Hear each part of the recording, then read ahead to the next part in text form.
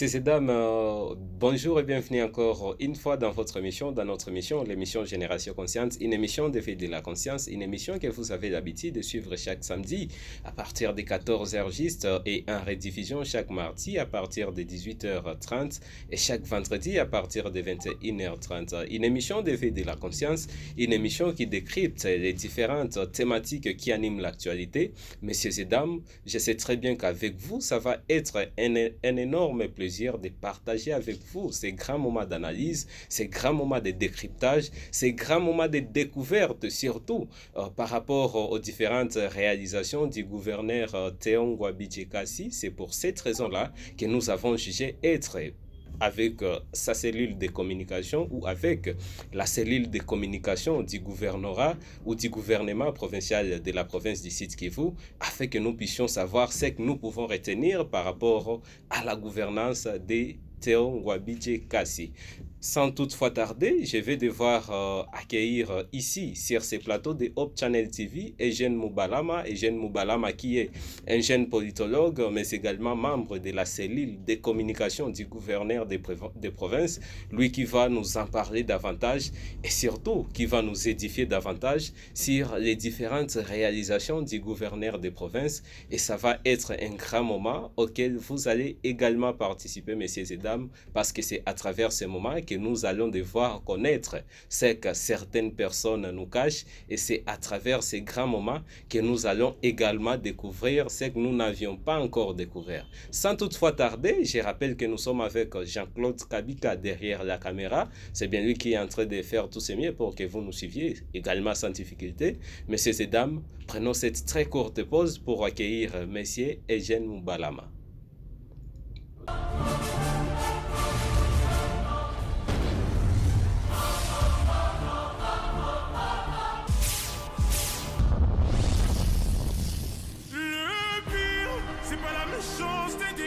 Comme je vous l'ai annoncé, je suis en train d'accueillir Eugène Moubalama, qui est un jeune politologue, mais également membre de la cellule de communication du gouverneur des provinces, son Excellence, M. Théon Ngwabi Kassi. Cher Eugène, bonjour. Bonjour, M. Sami. Et surtout, bienvenue dans l'émission Génération Consciente. Merci beaucoup pour l'invitation. Oui. Je salue tous les téléspectateurs de la grande chaîne Hope Channel TV. C'est que c'est une chaîne bien suivie dans la province Sud Kivu, et si pas dans la région des Grands Lacs.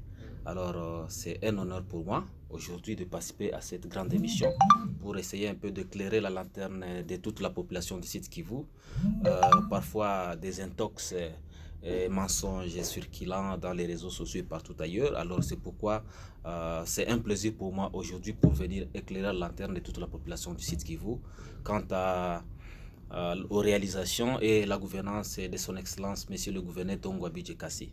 Merci bien, tel que je l'ai annoncé. C'est vraiment un énorme crime si une fois on peut parler des réalisations du gouverneur des provinces sans toutefois passer ou penser à la cellule de communication qui est censée visualiser, qui est censée parler davantage sur ce que le gouverneur est en train de faire dans la province du Sud Kivu. C'est par là que nous allons devoir débuter cette émission. Le gouverneur des provinces est gouverneur depuis 2019, mais aujourd'hui ou depuis ces années-là, il y a d'énormes tractations sur les réalisations que la population attendait de lui, parce que quand vous passez par-ci, on dit que non, le gouverneur ne fait absolument rien, et quand on passe par là, même langage. Mais quel est le langage que vous avez, vous autres qui êtes à la cellule de communication, qui puisse faire persuader ces gens et les montrer clairement les différents travaux qui sont en train de se réaliser? Merci beaucoup, M. Sami. Bon, vous allez comprendre avec moi que le gouverneur a pris, n'est-ce pas, le pouvoir, si je peux le dire ainsi. C'était en juin 2019. J'étais présent ces jours-là au niveau de l'Assemblée provinciale quand le gouverneur était en train de présenter son programme de gouvernance ancré sur le slogan gouverner autrement par le travail bien fait. Donc, c'est un programme très ambitieux, j'ai dit, parce que ce programme regorge vraiment beaucoup, n'est-ce pas, de visées pour que la population du Sud Kivu puisse se retrouver dans ce programme-là. Donc, vous allez comprendre que tout juste après, 6 mois après l'installation du gouverneur Ngouabidje Kassi avec son gouvernement provincial Ngouabidje 1, tout juste 6 mois après, c'était la première motion qui était tombée, qui était arrivée. Et comme on l'appelle, ce sont tout ça des motions alimentaires qui arrivent. C'était en décembre 2019 que la première motion était arrivée, pendant que le gouverneur était dans l'effervescence, n'est-ce pas, de projet de développement de sa province. Parce que j'étais disant que son programme, c'est un programme ambitieux. Et là, la population du Sud Kivu s'attendait déjà, parce que tout juste lors de sa campagne, il y a des tractations qui s'étaient passées. Voilà, nous voulons quelqu'un qui vit à Bukavu, qui vit dans le Sud Kivu, tout ça. Alors, autrefois, il y avait des gouverneurs qui étaient parachutistes et tout ça, qui venaient de Kinshasa, et c'est pas d'où. Et on nous amène quelqu'un ici. Et voilà, vous savez vous-même qu'est-ce que la province a gagné quant à ça. Et c'est pourquoi la population du Sud Kivu, la majorité sociologique du Sud Kivu, avait opté à ce qu'on puisse chercher, nous amener quelqu'un qui connaît toutes les réalités palpables de la province Sud Kivu, de Bukavu, c'est-à-dire quelqu'un qui vit à Bukavu. Vous avez parlé de la première motion qui est tombée juste à quelques mois qu'il a été installé comme gouverneur des provinces. Et à quoi était dit cette motion qui était tombée? Bon, c'était une motion alimentaire. C'était une motion alimentaire. C'est ça, tu vois, et quand bien même on va y arriver. Présentement ici, il y a la fameuse motion qui serait en train d'être organisée au niveau de l'hémicycle provincial.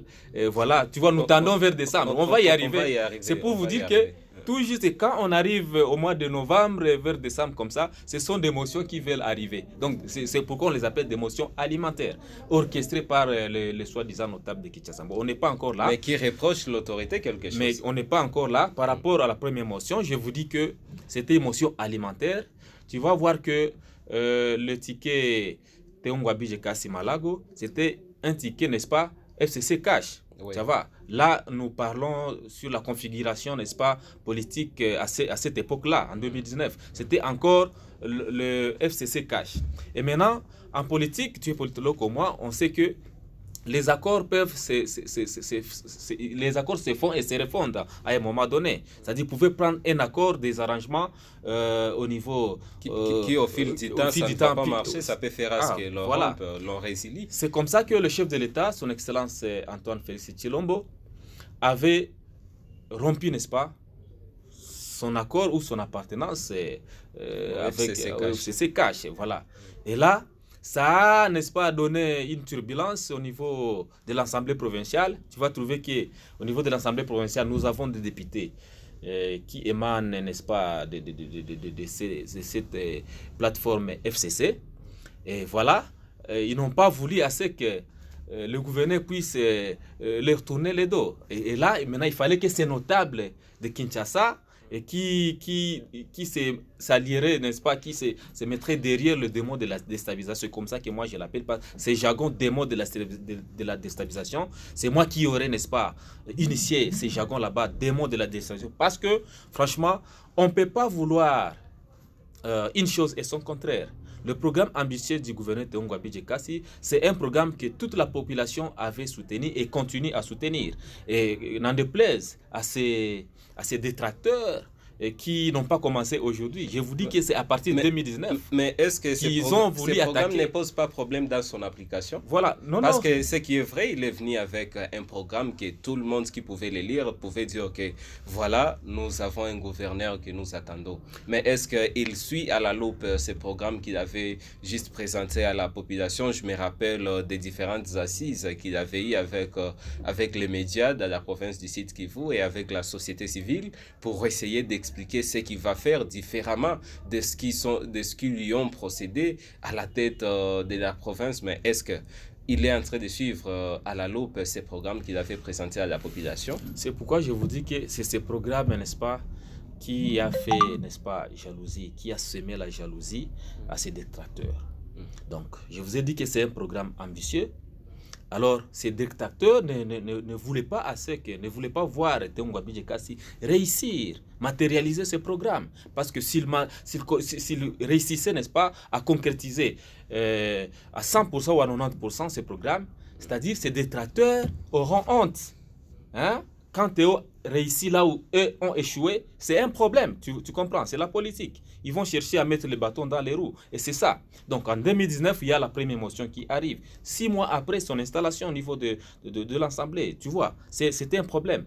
Et puis, la première motion, avant que la première motion n'arrive, il y a d'abord les pandémies qui nous ont causé du tort ici en province, et pas seulement en province du Sud Kivu, mais sur la planète Terre, tu vois, sur la planète, partout au monde, il y a Ebola. Il y a Ebola qui était arrivé, tu connais toutes les conséquences possibles que ces pandémies nous ont amenées ici. Et ça a fait à ce que certaines choses puissent être perturbées. Quand bien les écoles étaient fermées, tout ça. Ebola donc, et coronavirus. Et coronavirus. Oui. Donc, il y avait tout un problème. Et heureusement que le gouverneur avait vaincu toutes ces pandémies là-bas.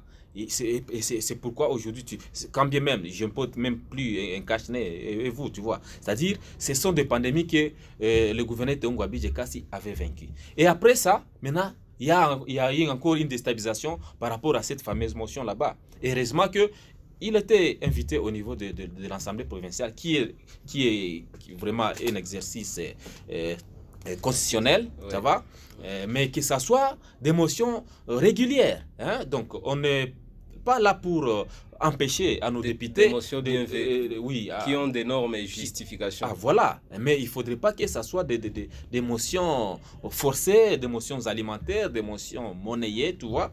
C'est ce que nous fustigeons. Alors ça, c'était en 2019. La première motion était tombée parce que quand le gouverneur était arrivé au niveau de l'hémicycle et a présenté ses justificatifs par rapport aux griefs qui lui étaient reprochés, et là, les députés ont senti que franchement, c'était une erreur. Ils sont tombés dans une erreur, la manipulation politicienne par rapport à ces fameux notables vivant à Kinshasa. Et voilà, la motion était étouffée dans ce sens-là.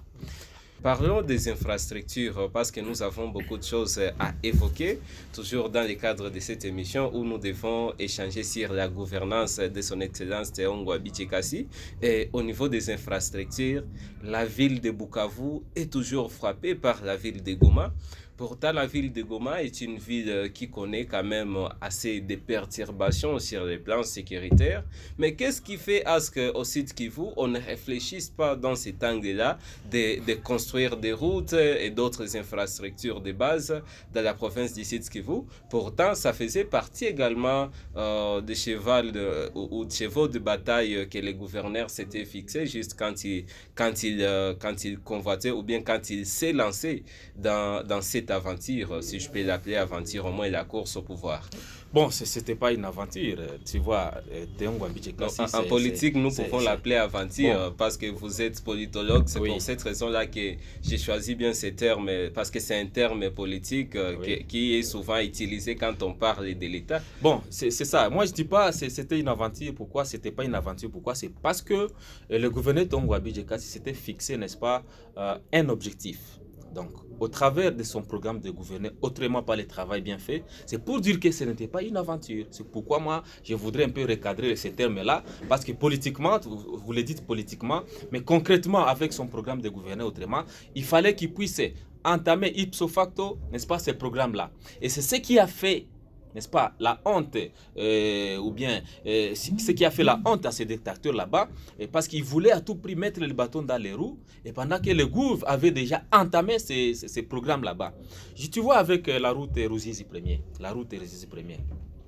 c'était un calvaire. C'était un calvaire. Et voilà, le gouvernement avait entamé la construction de cette route jusqu'à la frontière Ruzizi 1er. Et c'était ça. D'abord, la première épine dans les dos de ces détracteurs. Ils ont vu, voilà, mais en tout cas, ces messieurs, si on les laissait continuer comme ça, en tout cas, ça sera, n'est-ce pas, des éloges du jour au jour. Alors, il faut qu'on cherche comment le bloquer. Alors, vous me parlez de réalisation. Je vous cite la route de Ruzizi 1er. Nous voyons, c'est une infrastructure aujourd'hui qui fait la fierté de la ville de Bukavu et pourquoi pas la province Sud Kivu. Nous parlons de la route Giamba, Ruzizi 2, Giamba, la route Giamba là-bas, qui est en train d'être finalisée. Hein? Bien que les dictateurs n'ont pas voulu. Et puis cette route a fait 6 ans, s'il vous plaît. 6 ans. Il y a 2 gouvernements provinciaux qui sont arrivés ici, mais qui n'ont pas pu finaliser cette route. Pourtant, c'est une route d'1 kilomètre. Non, c'est pas une route d'1 kilomètre. C'est 2 kilomètres. Je crois que c'est vers 2 kilomètres comme ça.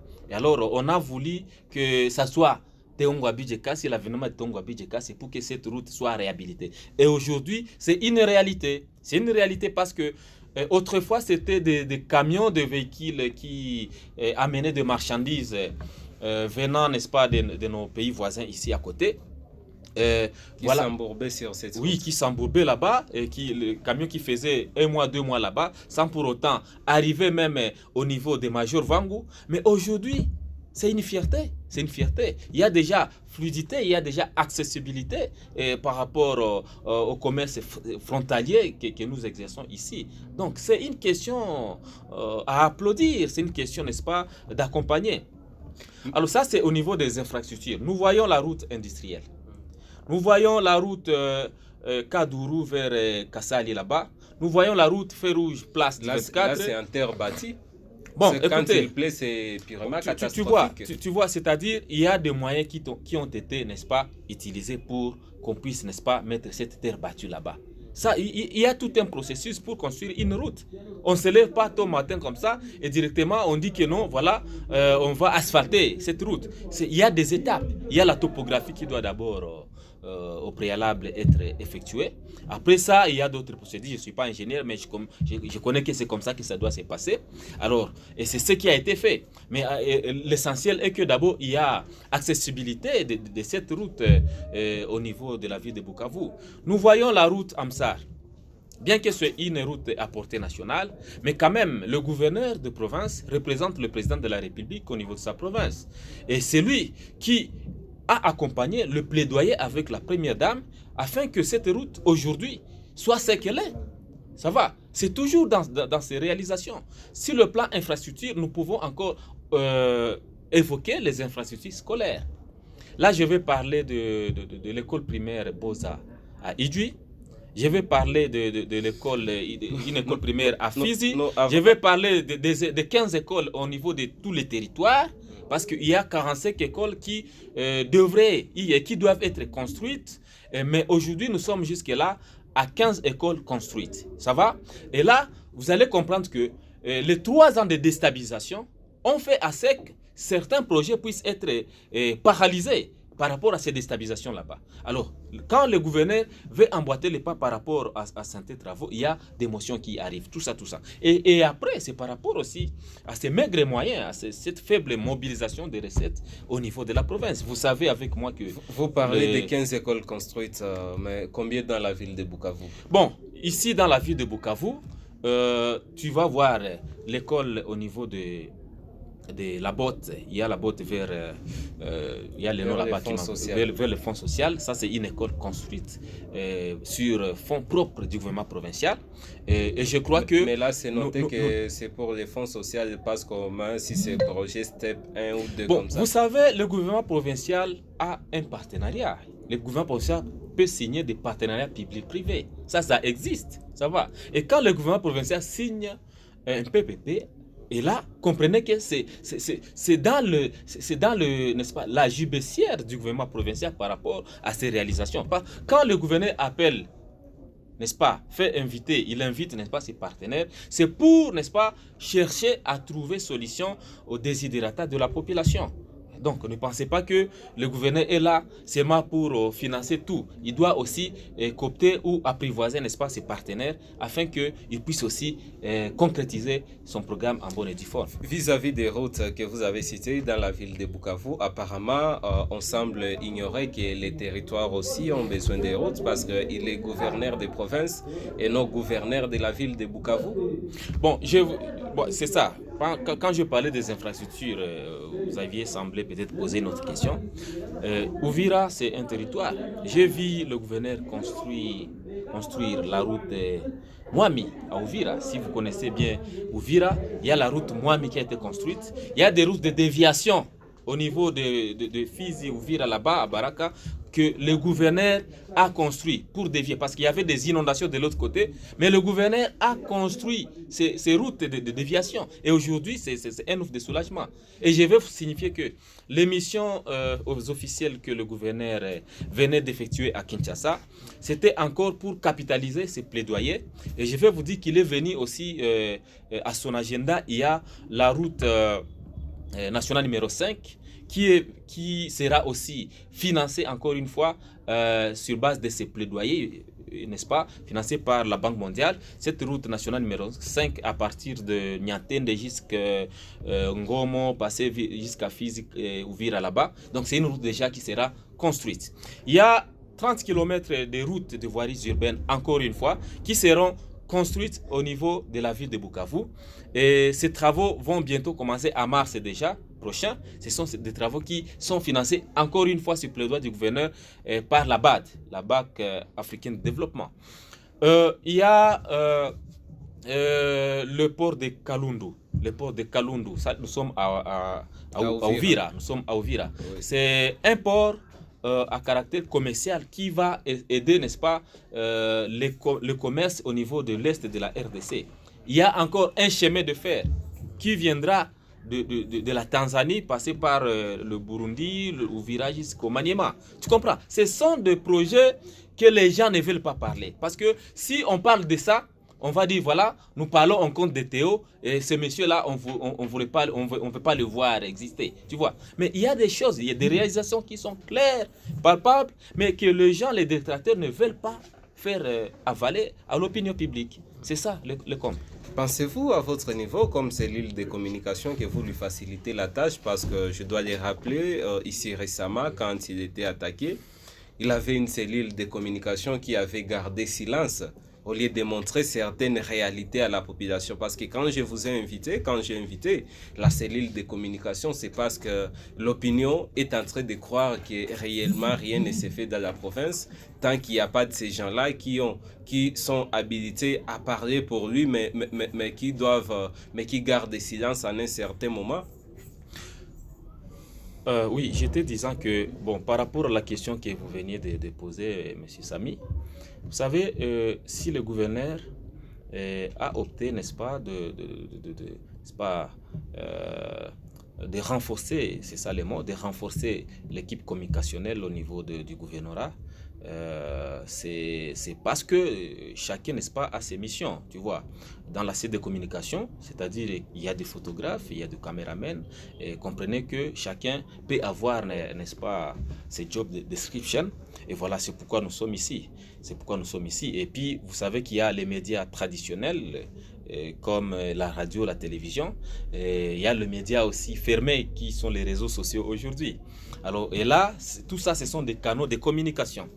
Et voilà, donc nous sommes là, nous accompagnons, nous sommes une cellule, en tout cas un corps, nous collaborons très bien dans le sens de faire montrer, n'est-ce pas, à l'opinion publique la gouvernance de Théo Ngouabi Kassi, et parce que franchement, autrefois, l'opinion ne voulait pas, n'était pas à mesure de consommer, n'est-ce pas, toutes ces réalisations, parce que il n'y avait pas un arsenal communicationnel qui s'est largué sur les médias pour montrer à l'opinion publique voici ce qu'est en train de faire le gouverneur. Et c'est pourquoi il y a eu un tox au niveau des réseaux sociaux. Les jeunes, certains jeunes manipulés s'est réveillés, commencent à écrire dans les réseaux sociaux pour essayer un peu de vilipender, de désorienter l'opinion publique ou diaboliser les réalisations de son excellent Théo Ngouabi Kassi, et pendant que ce sont des réalisations qui sont visibles et palpables.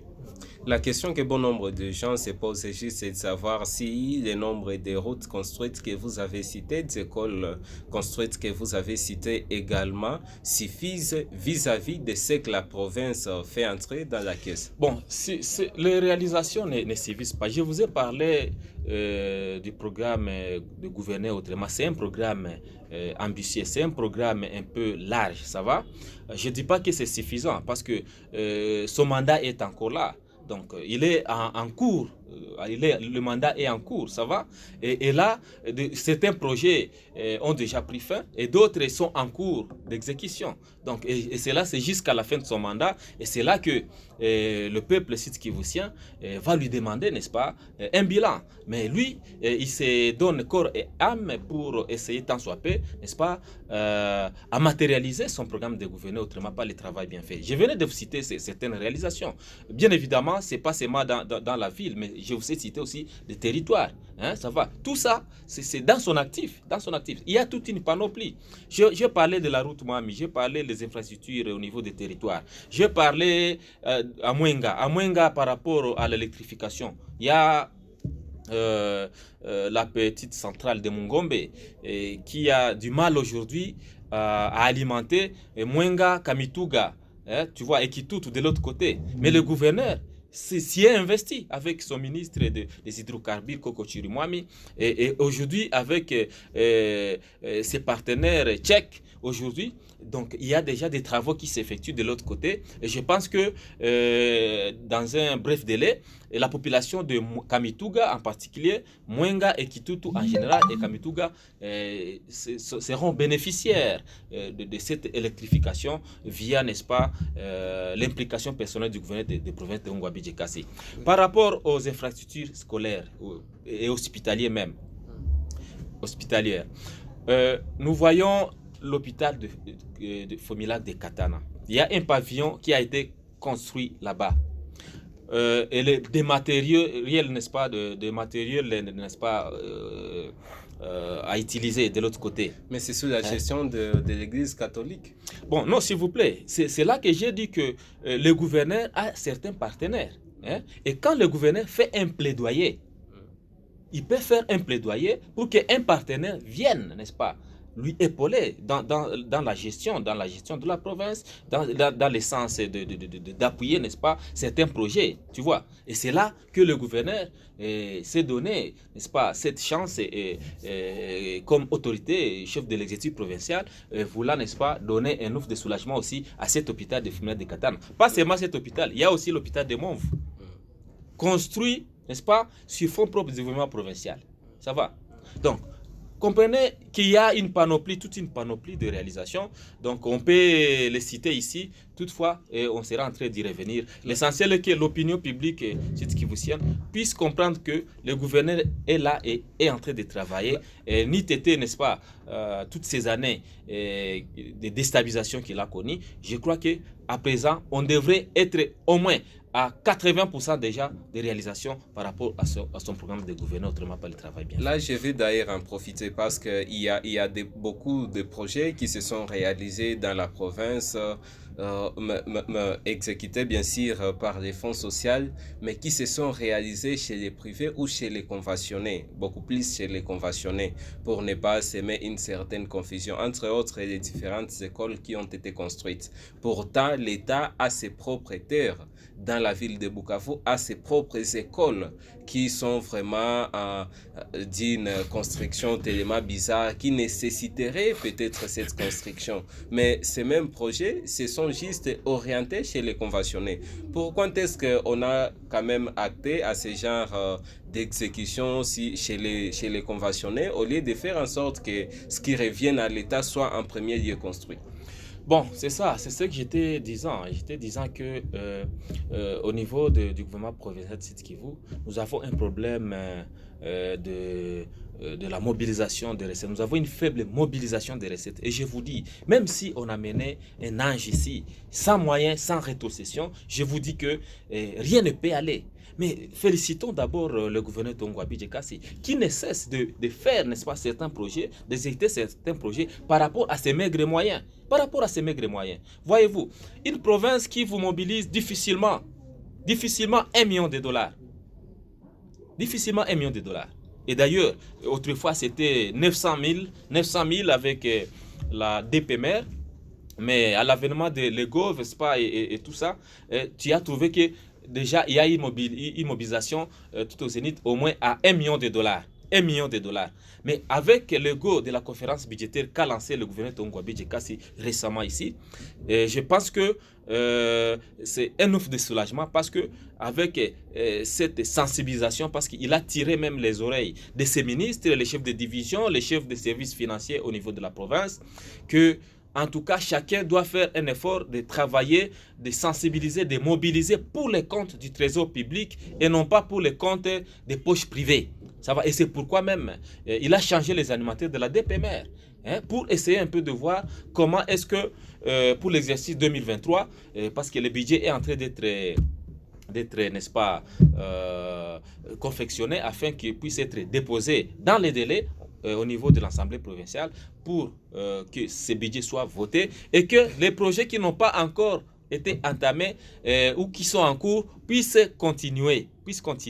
Voilà. Et c'est là, à un certain moment, moi, je disais que on ne doit plus parler de la de 40% de la rétrocession, mais plutôt on doit parler de la retenue à la source. C'est ça le vrai terme je peux... Ça a déjà commencé parce que cela pose aussi problème, la rétrocession à un certain niveau, les services habilités ou les entités qui doivent être bénéficiaires de la rétrocession se plaignaient de temps en temps qu'une fois envoyé à Kinshasa, ça ne revenait plus. On est en pleine application de la rétrocession. C'est ça. Souvent, moi, j'ai dit que la décentralisation n'a pas été encore effective, d'autant plus que quand on ne donne pas l'autonomie de gestion aux entités territoriales décentralisées, c'est un problème. C'est un problème. Comment ces entités peuvent évoluer sans rétrocession, tu vois? Et c'est là que moi, j'avais écrit un article dans ce sens, proposant, n'est-ce pas, l'institution, la présidence et toutes les institutions au niveau national de pouvoir n'est-ce pas, trouver une solution palliative quant à ça, voir comment est-ce que les provinces peuvent faire, n'est-ce pas, une retenue à la source, c'est-à-dire la mobilisation des recettes ici en province, que le gouvernement puisse avoir la retenue directement, les 100% de la sensibilisation des recettes, que le gouverneur retienne ici en province les 40% et qu'il envoie les 60% à Kinshasa. Normalement, ces 60%, c'est dans la Caisse nationale de péréquation. Et la Caisse nationale de péréquation, c'est pour chercher à aider ces provinces qui sont faibles, qui sont pauvres dans la mobilisation des recettes. Mais c'est ce qui est paradoxal. Tu vois, c'est ce qui est paradoxal. Aujourd'hui, la province vous mobilise et puis on envoie tout à Kinshasa. Tu vois. Et puis c'est Kinshasa qui va envoyer, n'est-ce pas, cette rétrocession et parfois irrégulière. Tu vois, c'est ce qui est problème. Quelque part, vous avez parlé de la difficulté à mobiliser $1 million pour la province du Sud Kivu. Est-ce qu'on a quand même le minimum de temps possible pour essayer de vérifier pourquoi ça s'est fait comme ça? Il n'y a pas de poches trouées parce que nous avons quand même assez de services, nous avons quand même des assujettis qui peuvent très facilement faire à ce que cela soit collecté, mais il n'y a pas de poches trouées dans lesquelles les restes passent qui fait à ce que cela ne soit pas mobilisé. Oui, c'est ça.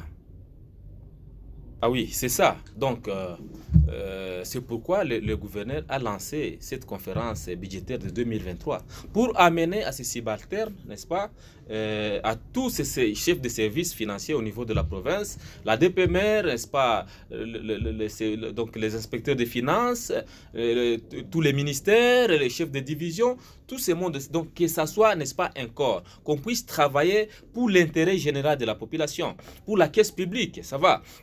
Et non pas travailler et maintenant mobiliser l'argent qui sera, n'est-ce pas, flanqué dans les poches des individus. C'est ce qu'a demandé le gouvernement Ngouabidji Kassi de cesser avec ce genre de choses. Parce que, et je vous dis, c'est parmi les mobiles qui a fait assez qu'on puisse changer les animateurs de la DPMR.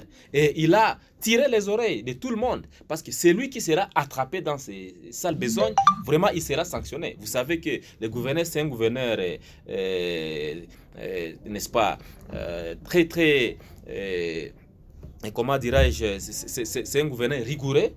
Moi, j'aime sa rigueur positive, c'est comme ça que moi je l'appelle. Et je pense que nous devons l'accompagner dans ce sens-là.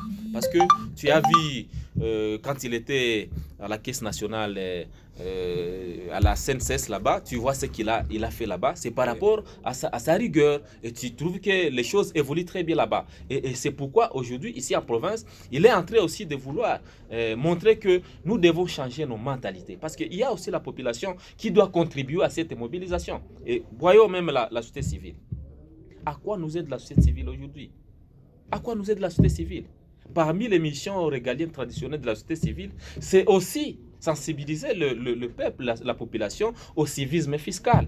Voyez-vous, nous sommes aujourd'hui à plus de 2 millions d'habitants ici en province Sud Kivu. Plus de 2 millions. Et si la société civile se mettait à sensibiliser, ne fût-ce que chacun paye $1 dans la caisse de l'État. C'est combien? Nous avons au moins 2 millions. Nous avons au moins 2 millions. Et puis, quand on y augmente, n'est-ce pas, la mobilisation des recettes que fait, n'est-ce pas, le gouvernement provincial, là, on peut aller à plus de 3 millions. Et maintenant, avec, n'est-ce pas, le budget de 3 millions ici, la mobilisation de 3 millions, hein, qui ne peut pas vraiment faire de bonnes choses ici? Qui ne peut pas faire de bonnes choses? Ne pensez-vous pas que les assujettis ou la population est d'une façon ou d'une autre fatiguée parce que de temps en temps, les fonds étaient collectés, mais à la fin des comptes, on ne voit pas là où cet argent est canalisé, on ne voit pas des projets en exécution dans la province. Ne pensez-vous pas que cela peut constituer une explication par rapport à l'échec observé dans la mobilisation des recettes au niveau de la province? Et voilà, et les réalisations que je venais de citer. L'argent est tiré d'où? Si ce n'est pas le maigre moyen qu'a la province.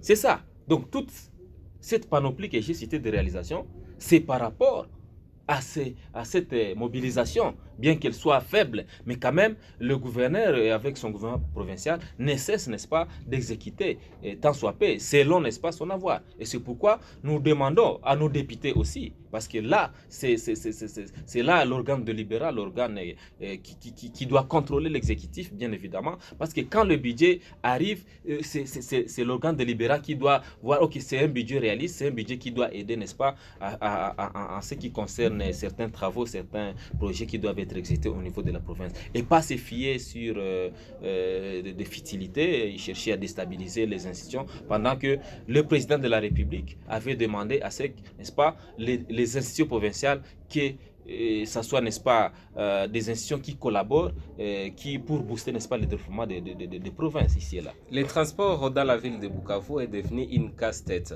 Les motards ont été chassés sur la voirie Patrice Emery Lumumba, sur le boulevard Patrice Emery Lumumba. Mais on ne sait pas si une fois le gouvernement est en train de compter lancer un projet dans le cadre des transports afin de doter au moins la province d'une société de transport urbain qui pourrait juste intervenir pour essayer de combler ces vides. Voilà, c'est encore une question combien importante, parce que autrefois, on voyait comment est-ce que le boulevard Emery Patrice Lumumba était engouffré, par, n'est-ce pas, un désordre orchestré par nos frères motards, tout ça.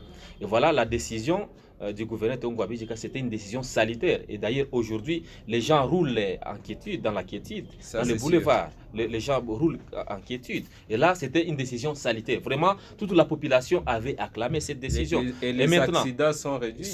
Oui, les accidents sont réduits. Et sont réduits parce que les accidents sont imprévisibles, bien évidemment. On ne peut pas prévenir qu'un accident va se produire après 5 minutes, tu vois. Alors, par rapport à cette question, je vous informe que le gouverneur Tongo Abidjika est en train d'aménager vers Rosizide, vers la 4 là-bas, là où il y aura un parking moderne.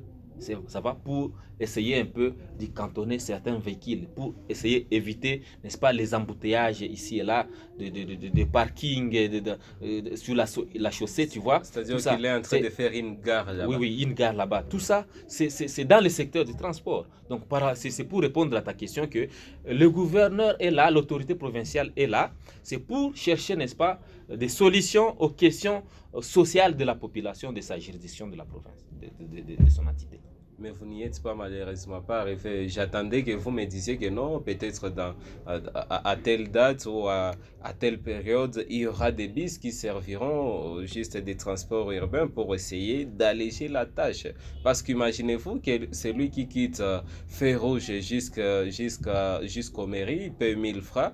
Ce n'est pas quand même facile. Bon, c'est pourquoi De il la avait, place Feu Rouge jusqu'à la mairie. c'est pourquoi il avait demandé au maire de la ville, et c'est là que je pointe même les chefs des entités, des ETD.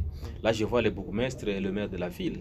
Ils doivent aussi faire un effort pour accompagner la vision du chef de l'exécutif qui était Ngouabé Djekassi. Parce que c'est là même que le gouverneur avait demandé au maire de la ville de pouvoir, n'est-ce pas, réglementer le prix des transports en commun en ville, dans la ville de Bukavu. Aujourd'hui, le taxi est à 1000 francs.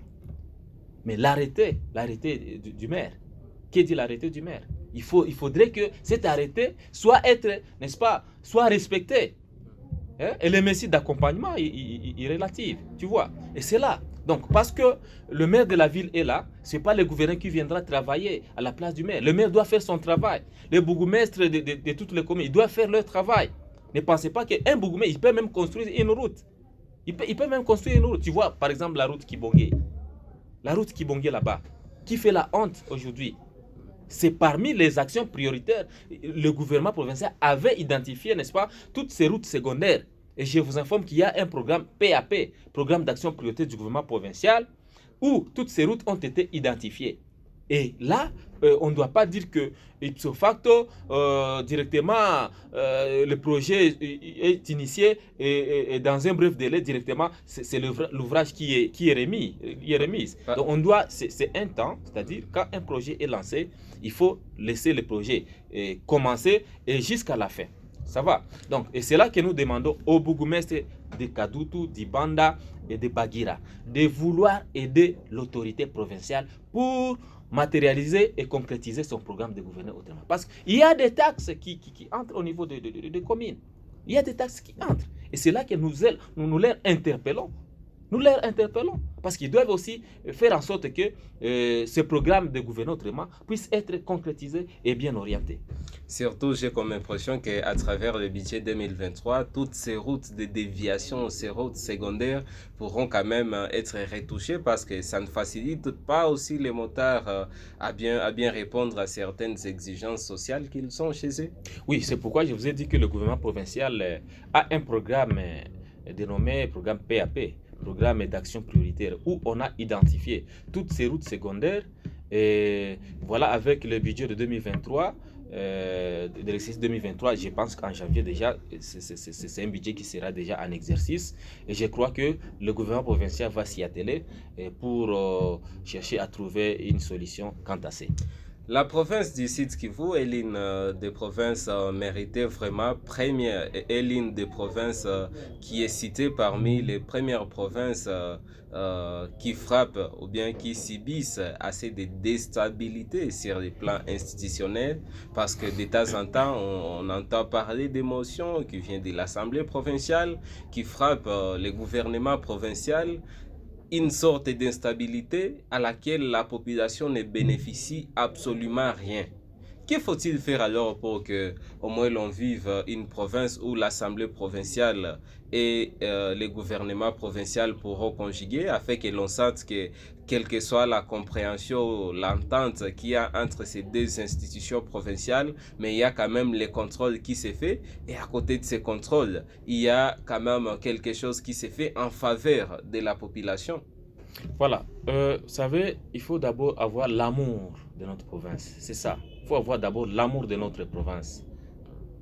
Et quand on a l'amour de notre province, je crois que tout peut aller, tout peut aller.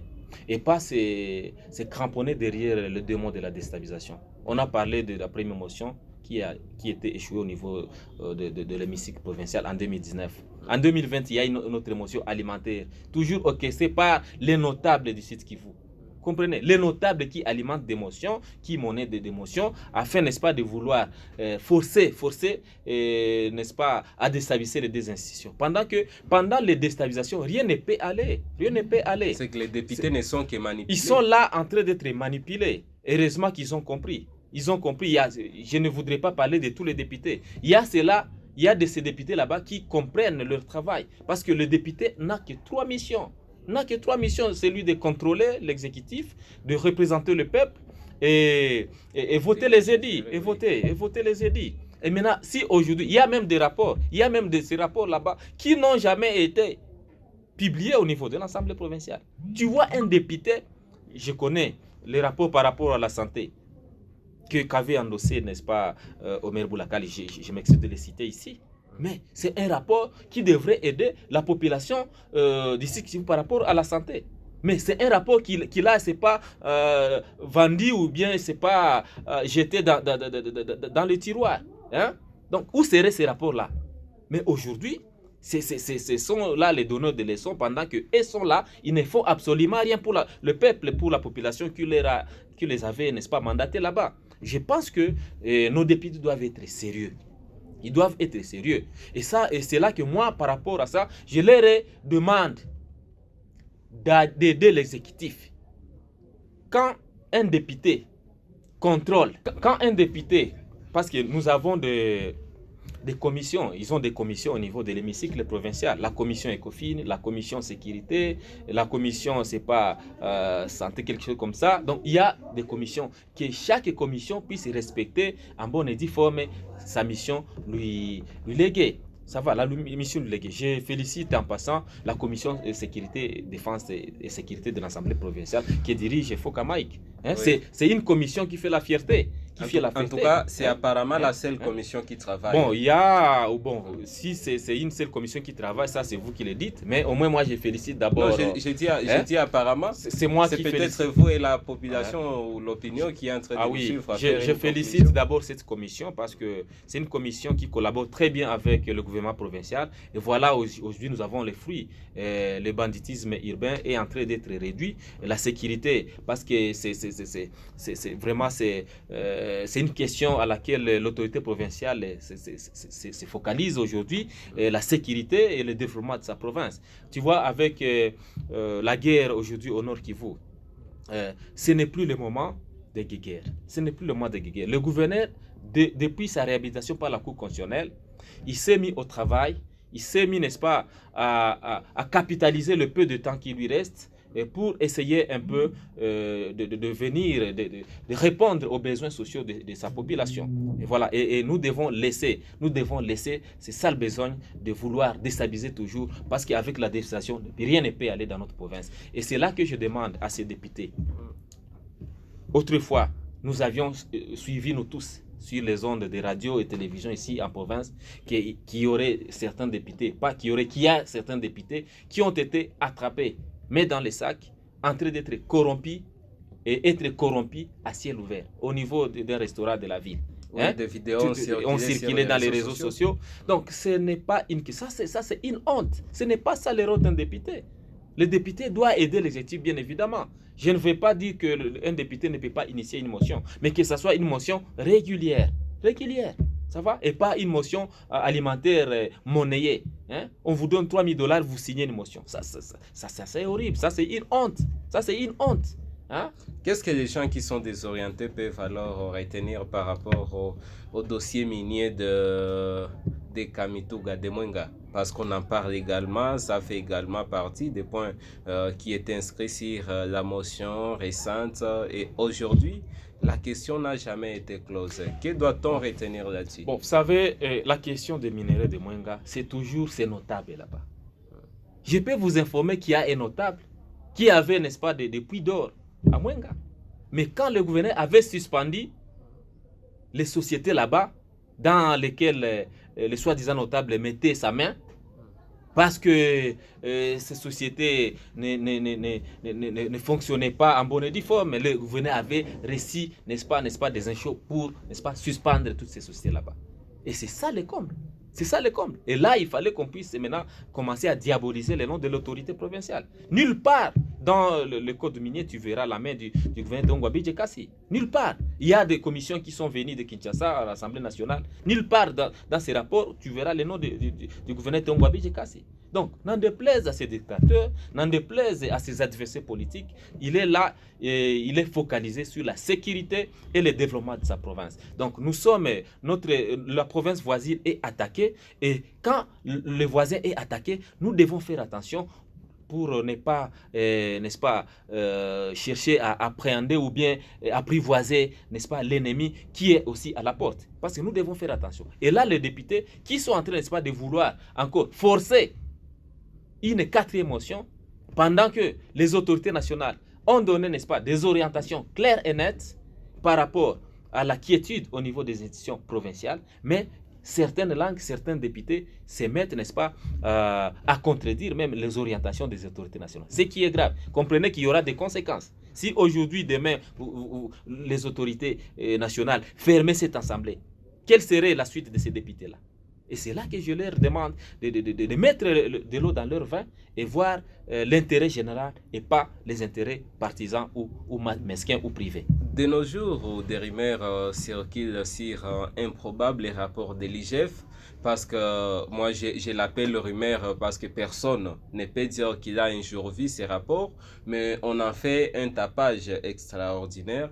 Mais est-ce que si une fois ces rapports existaient, comment est-ce que vous l'attendez au niveau du gouvernement provincial? C'est là que je demande souvent, je sais que vous êtes un journaliste d'investigation, je sais que vous êtes un journaliste qui respecte, n'est-ce pas, la déontologie journalistique. Je ne sais pas si c'est dans les réseaux sociaux où on doit chercher les rapports de l'IGF. Donc, je n'ai jamais voulu débattre par rapport à cette question parce que c'est une question banale. Donc, c'est une question banale parce que ce n'est pas dans les réseaux sociaux où l'IGF peut venir publier son rapport. Et je vous informe que ce rapport de l'IGF sera publié. Sera publié parce que l'IGF n'a pas encore fini sa mission en province. L'IGF n'a pas encore fini sa mission en province. Attendons que l'IGF puisse finir sa mission en province Sud Kivu et le rapport sera publié en bonne et due forme. Et pas chercher les rapports dans les réseaux sociaux pendant que l'IGF n'a pas encore fini sa mission. Et pour que la mission prenne fin, le rapport doit être contresigné. Il faut un contresigne exécutif et la commission de l'IGF, on contresigne et là, on dit, voilà, la mission a pris fin, on publie les rapports. Et pas, n'est-ce pas, ce mensonge qui circulait dans les réseaux sociaux. Et parce qu'un chroniqueur, moi je l'appelle chroniqueur, le Israël Mutombo là-bas, c'est un chroniqueur, il n'est pas journaliste. Bon, je dirais qu'il n'est pas journaliste parce qu'un journaliste, il ne doit pas être à la merci des politiciens. Un journaliste ne doit pas être à la merci des politiciens. Les politiciens lui manipulent. Voilà, on vous donne quelque chose, allez faire ceci pour essayer un peu de diaboliser, n'est-ce pas, la personne, la personnalité des uns et des autres. Ce n'est pas normal. Mais malheureusement, qu'elle lui-même n'a jamais montré la copie de ses rapports comme preuve de ce qu'il est en train d'avancer. C'est pourquoi j'ai dit que moi, je banalise cette question et je ne veux pas débattre. Parfois, quand les journalistes me posent des questions par rapport à la fameuse, au fameux rapport IGF, je dis que c'est une question, c'est un non-événement. Parce que nous attendons à ce que l'IGF puisse finir sa mission au site Kivu. Je vous dis que l'IGF est présente ici. La commission est présente ici en province. Attendons que cette commission puisse finir sa mission et le rapport sera, n'est-ce pas, mis à la portée de tout le monde.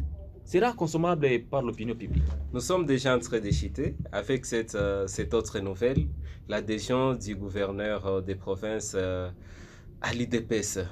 Une nouvelle qui est tombée, ou je dirais qui est mal tombée dans les oreilles des uns et qui est bien tombée dans les oreilles des autres. Comment est-ce qu'on peut considérer cette nouvelle en tant que politologue, mais également membre de la cellule de communication et respectueux des lois du pays? Bon, ok. L'adhésion du gouverneur, s'il vous plaît, ça c'est un jeu démocratique, ça va? Chacun est libre. Chacun est libre d'adhérer dans un parti de son choix. Je ne sais pas pourquoi toujours la personne de Théo Ngouabi Kassi, tout ça. Bon, je vais bien, c'est un gouverneur de province, et tout le monde doit, tous les yeux sont fixés, sont braqués vers lui. Mais quant à l'adhésion de l'IDPS, du gouverneur à l'IDPS, ça ne doit pas faire un débat. C'est un jeu démocratique. Comme moi, je peux quitter aujourd'hui, j'adhère dans un autre parti, ou je quitte, j'adhère dans un autre. Ça, c'est un choix personnel. Si je trouve que la philosophie de ces partis politiques m'enchante, non, je dois y aller. Et je vous informe que le gouverneur Tongo Abidje Kassi était de l'IDPS depuis sa jeunesse. Sa jeunesse, il a milité pour l'IDPS. Ça va? Il a milité pour l'IDPS pendant sa jeunesse. Et aujourd'hui, s'il a adhéré à l'IDPS, c'est pour chercher aussi à valoriser et accompagner la vision du chef de l'État. C'est lui du peuple d'abord, n'est-ce pas? C'est ça le slogan du chef de l'État, le peuple d'abord. C'est-à-dire, et comme c'est un parallélisme entre le programme de gouverner autrement par le travail bien fait de son excellence Tongo Abidje Kassi. Donc, vous comprenez qu'avec les deux slogans là-bas, ça se marie. Ça se marie. Et c'est pourquoi le gouverneur Tongo Abidje Kassi a pris cette option d'adhérer à l'IDPS parce qu'il incarnait déjà cette vision. Au préalable, il incarnait déjà cette vision. Que répondez-vous à ceux-là qui pensent qu'il est parti adhérer pour protéger les pouvoirs? Ah non, ça c'est une déviation. Ça, c'est une déviation parce que quand le gouverneur adhère à l'IDPS, c'est pas à dire que c'est pour protéger le pouvoir. Parce que son pouvoir est là. Son mandat est encore là jusqu'en 2024. Alors, en quoi il sera protégé pendant qu'il est encore dans l'exercice de son mandat? Je pense qu'il a changé ses mots de camp. N'en déplaise à ceux-là qui veulent parler de n'importe quoi. Mais nous savons que le gouverneur était membre de l'IDPS et depuis sa jeunesse, il était membre de l'IDPS. Mais aujourd'hui, il a voulu concrétiser et accompagner la vision du chef de l'État, Félix Antoine Tshisekedi Tshilombo. C'est lui qui incarne le peuple d'abord et matérialiser, n'est-ce pas, aussi un parallélisme entre le programme de gouverner autrement par le travail bien fait. Parce que ce sont des slogans qui se rapprochent. Merci bien, parce que nous sommes déjà en train d'échiter tel que je l'ai annoncé. Je ne peux quand même pas me dépasser de cette question, juste de savoir ce que l'on passe, ce que vous pensez par rapport à l'appel de l'INC et de l'AFDC qui est en train de lui demander à démissionner parce que pour adhérer, il est venu quand même de l'AFDC. D'une façon ou d'une autre, si on peut parler des lois portant sur les partis politiques et tant d'autres, ou quand on occupe, ou quand on est mandataire d'un tel ou tel autre parti, ou occuper une fonction au nom de tel parti, il faut quand on démissionne de ces partis, on perd automatiquement la qualité. Est-ce que ça marche de pair avec la situation? Ça c'est une confusion. C'est une confusion totale. Oui, je pose cette question parce que je veux que vous éclaircissiez l'opinion à ce point-là. Très bien. Il n'y a pas de disposition légale qui montre que quand un gouverneur quitte un parti pour un autre, et directement il doit démissionner. Ça, c'est une confusion. Parce qu'il n'y a pas de disposition légale. La loi n'a pas prévu ça. Donc, le gouverneur est là. Et je vais vous dire, nous devons raisonner en politologue aussi. Parce que ça, ce sont les textes qui le disent. Quand un parti désavoue quelqu'un, ça signifie quoi? Ça signifie qu'on n'a plus besoin de toi. On n'a plus besoin de toi. C'est-à-dire que tu es libre de choisir, de faire un autre choix. Ça va? Et surtout que lui accompagne la vision du chef de l'État. Et lui incarnait, n'est-ce pas, les idéaux, la philosophie de l'IDPS depuis sa jeunesse. Et c'est pourquoi il est parti là-bas. Mais si aujourd'hui le président s'est décidé de quitter l'IDPS, vous allez demander au président de la République de démissionner? Mais non. Mais non. Il va rester président de la République jusqu'à la fin de son mandat. C'est ça, c'est ce que le peuple sud-kifoussien doit comprendre. C'est-à-dire, le gouverneur a adhéré à l'IDPS, il reste gouverneur de la province du Sud-Kivu jusqu'à la fin de son mandat. Et là maintenant, après le mandat, maintenant, vous pouvez demander au gouverneur, ok, voilà, si tu vas te porter candidat, tu vas te porter candidat sur quel label? Ça va? C'est ça la question. Mais aujourd'hui, comprenez que le gouverneur Tongo Abidje Kassi reste gouverneur de la province du Sud-Kivu. Il se cramponne derrière son programme de gouverneur autrement par le travail bien fait, c'est-à-dire, en grosso modo, le développement de la province, la sécurité aussi de sa province. Et c'est là, nous demandons à tous nos députés, ceux-là qui sont manipulés, qui se remettent, n'est-ce pas, sur le droit chemin. La stabilité des institutions, c'est la gage du développement de toutes les provinces de notre pays. Et le président de la République a demandé à tout le monde, aux députés, à l'exécutif, collaborer afin que le peuple puisse, n'est-ce pas, vous donner encore la chance demain pour le représenter. Eugène Moubalama, merci. Nous sommes en train de finir, mais je vais quand même pas finir sans récapituler encore une fois les grands mots que vous avez signalés dans cette émission. Juste de votre passage, vous avez rappelé que ce que le gouverneur a déjà réalisé dans la province répond quand même à la politique ou au programme qu'il a lancé juste quand il a été élu comme gouverneur de province. Oui, exactement. Vous avez également rappelé que, compte tenu des difficultés qu'il y a, la province ne parvient pas à mobiliser des recettes nécessaires et c'est pour cette raison-là qu'une conférence budgétaire a été lancée afin que l'on puisse voir si une fois les poches trouées peuvent être bouchées afin que l'argent soit canalisé et entré dans la caisse. Exactement. Vous avez également signalé que les provinces, le gouverneur étant gouverneur de la province du Sud Kivu, il est là comme gouverneur de la province et non gouverneur d'un parti politique et par conséquent, aucun parti politique ne peut lui demander de démissionner parce qu'il a fait un choix qui lui semble juste évident, lui en tant que... Eugène Moubalama, dans le cadre de cette émission, vous avez également signalé que le gouverneur, son excellence Théon Gwabidje, n'est pas gouverneur d'un parti politique, mais il est juste gouverneur de toute une province. Oui, il est gouverneur de toute une province, c'est-à-dire si le gouverneur a adhéré dans un parti, il est d'EPES, c'est parce qu'il voulait, n'est-ce pas, marier les deux visions. C'est lui, le chef de l'État, accompagner le chef de l'État dans sa vision, le peuple d'abord, et son programme de gouverneur, autrement par le travail bien fait. Ce sont deux slogans qui se marient très bien et pour l'intérêt général de la population du Sud Kivu. Et la démission dont parlent, n'est-ce pas, ces détracteurs, ce n'est pas auprès d'un député provincial corrompu, corrupté, à ciel ouvert, que le gouverneur ira déposer sa démission si la démission est opportune. Si la démission serait opportune, c'est au niveau de la présidence, c'est auprès du président de la République que le gouverneur allait déposer sa démission, mais ce n'est pas de l'opportunité. Et jusque-là, nous, on se focalise d'abord sur la sécurité et le développement de la province Sud Kivu. Toujours au gouvernorat, vous dites que vous n'avez pas peur d'un probable rapport de l'IGF parce que l'IGF est encore en mission et que tous ces chroniqueurs qui passent tout leur temps sur les réseaux sociaux en train de parler de tout ce qu'ils veulent, qu'ils attendent ces rapports qui sera publié sur des voies ou des canaux officiels afin que l'on puisse savoir ce qu'on peut faire là-dessus. Oui, exactement. Les rapports de l'IGF, ce n'est pas dans les réseaux sociaux. Mutombo, c'est un chroniqueur. Bon, aujourd'hui, on le qualifie de mensonger, n'est-ce pas? Parce qu'on ne peut pas se fier sur un rapport dans les réseaux sociaux. L'IGF est encore présente au Sud Kivu. Nous attendons à ce que l'IGF puisse terminer sa mission officielle. Et là, le rapport sera sorti et contresigné par les deux parties, le gouvernement provincial et la commission en soi. Et là, maintenant, on va rendre public le vrai rapport et pas se fier sur des mensonges dans les réseaux sociaux. Et c'est ça, la déontologie journalistique démontre qu'on doit respecter, on doit publier une information fiable et vérifiée.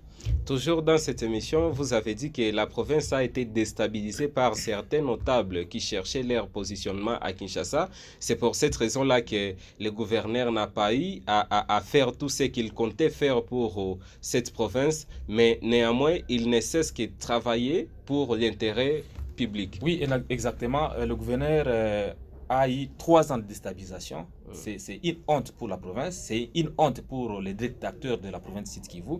Et voilà, après sa réhabilitation par la Cour constitutionnelle, je venais de vous citer toute une panoplie de réalisations. Après sa réhabilitation par la Cour constitutionnelle, et les réalisations continuent. Et je pense que tout juste en 2024, à la fin de son mandat, le peuple sud-kivusien va acclamer et dira que voilà, la province Sud Kivu méritait un gouverneur pareil, parce que c'est la population de Sud Kivu qui avait demandé à ce qu'on ait un gouverneur qui connaît les réalités palpables de la province Sud Kivu, de la ville de Bukavu. Et voilà, on a eu Théon Gwabidje Kasi et les réalisations sont là. Les différentes réalisations que vous avez citées ne sont qu'à titre illustratif, mais vous avez dit que vous avez une panoplie de réalisations du gouverneur Théon Gwabidje, juste pour essayer de dire à ceux qui ne le savent pas encore qu'il y a beaucoup de choses que le gouverneur a déjà réalisées, c'est ça? Oui, exactement. J'étais disant que nous avons une magazine que nous avions préparée pour essayer un peu de nourrir l'opinion publique qui restait encore sceptiques par rapport à ces réalisations. Alors nous avons cette magazine et nous sommes en train de distribuer à tout un chacun et pour essayer un peu de communiquer quant à ces. Voilà, c'est pour donner aussi l'information, c'est très important. Devant la caméra de Hope Channel TV, quel est le message fort que vous lancez à l'endroit de l'opinion et à tous les téléspectateurs qui nous suivent à pareil moment? Le message, c'est la cohésion sociale. Le gouverneur Tongwa Bijekasi ne cesse de chanter la cohésion sociale. La cohésion sociale, c'est-à-dire mettre toutes nos forces ensemble. L'Assemblée provinciale, l'exécutif, la société civile, toute la majorité sociologique du site Kivu. Mettons-nous ensemble pour accompagner nos institutions afin, n'est-ce pas, que le développement soit visible et pragmatique dans notre province et pas se fier sur des mensonges dans les réseaux sociaux ou créer des motions alimentaires pour ne fût-ce que pour alimenter la haine, parce qu'aujourd'hui avec la vision du gouverneur Tongwa Bijekasi, c'est une haine qui est derrière, n'est-ce pas, ces réalisations, parce que les réalisations sont palpables et ces détracteurs ne lui veulent pas voir Tongwa Bijé réussir. C'est ça le problème. Donc, mettons-nous ensemble et cultivons la paix. Comme nous sommes, la guerre est à notre porte, au Nord Kivu, nous devons, n'est-ce pas, souder les mains, comme le gouverneur veut, n'est-ce pas, capitaliser tout son temps pour le développement et la sécurité de sa province. Nous devons lui accompagner pour cette fin. Et en fait, le message fort que vous lancez, juste relatif avec ce qui se passe dans le Nord Kivu, la situation sécuritaire. Je demande à la communauté internationale. Ça, c'est un complot de la communauté internationale. Nous accompagnons le chef de l'État qui ne cesse, n'est-ce pas, de se donner corps et âme pour, tant soit peu, maîtriser la sécurité au niveau du Nord Kivu. Et nous devons être vigilants. La jeunesse congolaise, évitons l'infiltration. Parce que l'ennemi du Congolais, c'est le Congolais lui-même. Parce que nous avions compris ce qui se passe au Nord Kivu, il y a des infiltrations, il y a même des officiers qui trahissaient, n'est-ce pas, sur les champs de bataille. Tout ça, nous devons être patriotiques et aimer notre pays afin que nous puissions un jour sauver ce pays parce que nous sommes une jeunesse montante. Merci. Merci bien également à vous, très chers téléspectateurs, vous qui avez été nombreux à suivre cette émission, l'émission Génération Consciente, qui a accueilli en ce jour l'un des membres de la cellule de communication du gouverneur de province avec qui nous avons juste essayé de savoir ce que nous pouvons retenir vis-à-vis des différentes réalisations du gouverneur Tongwa Bijekasi. Et là, vous avez quand même entendu ces différentes réponses par rapport aux différentes questions qui ont été posées. J'ai comme impression que nombreuses personnes ont toujours cherché à saluer cette personne, mais il faut juste nettoyer ou bien il faut juste se dépasser de tout ce qui peut être appelé manipulation pour essayer de se mettre sur ces assiettes afin de voir avec un bon œil les différentes réalisations qu'il peut avoir dans la province. Et là, vous comprendrez quelle est sa gouvernance, quel est le niveau de sa gouvernance dans la province du Sud Kivu. C'est dans ce cadre-là que nous avons juste jugé mieux passer cette émission afin que nous vous édifions davantage sur ce que le gouverneur est en train de faire et ce qu'il continue toujours à faire pour la province du Sud Kivu. Messieurs et dames, c'était Eugène Moubalama qui était mon invité de ce jour. Cher Eugène, merci beaucoup d'avoir participé et d'avoir intervenu dans cette émission Génération Consciente. C'est moi qui vous remercie, monsieur le journaliste. Et prochainement, on sera encore ensemble pour chercher à édifier toute la population de Sud Kivu. Merci bien. Merci bien également à tout le monde, à tous les téléspectateurs et téléspectatrices qui ont jugé mieux choisir Hope Channel comme leur chaîne de prédilection.